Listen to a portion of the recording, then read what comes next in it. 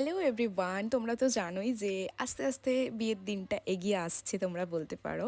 তো আজকে আমি, বোন আর বর দুজন মিলে চলে গেছিলাম। বোন আমাদের দুজনার সঙ্গে এই ফার্স্ট টাইম একটু বেরোলো বলতে পারো। তো আমরা গেছিলাম বোনের লেহেঙ্গা, আমার বিয়ের বেনারসি ব্লাউজ, পারপিকো সবটাই করতে। তো এখানে আমি, আমার বর আর বোন তিনজন মিলে আজকে একটু কচুরি খেয়েছিলাম। আর একদম এটা দুপুরের দিকে বলতে পারো, কারণ বাড়িতে এসে আমি তো ভাত খেতে পারিনি, চিকেন গরম করেই খেয়ে নিয়েছিলাম। বাট তরকারিটা ভীষণ সুন্দর ছিল। কচুরির সঙ্গে চা, মানে পুরোপুরি গ্যাসের আইটেম যেগুলো হয় বলতে পারো, সেটাই আজকে আমরা তিনজন এরকম অদ্ভুতভাবে খেয়েছি। এসে মা আর বাবার একটু নিমন্ত্রণ ছিল একটা শ্রাদ্ধ বাড়িতে, বাট আমি আর কোনো দিনই শ্রাদ্ধ বাড়িতে নিজের কোনো মানে ইয়ে ছাড়া আর খাবো না। তো সেই কারণেই আমি নিজের লোক ছাড়া, তো এখানে ভাইঝি, ভাইপো, বৌদি, বাবা, মা সবাই মিলে কিন্তু চলে গেল সেই বাড়িতে। আর ভাইপো অনুষ্ঠান কি দেখায় লাভ নেই, ভাই নাচো, জাস্ট নাচো।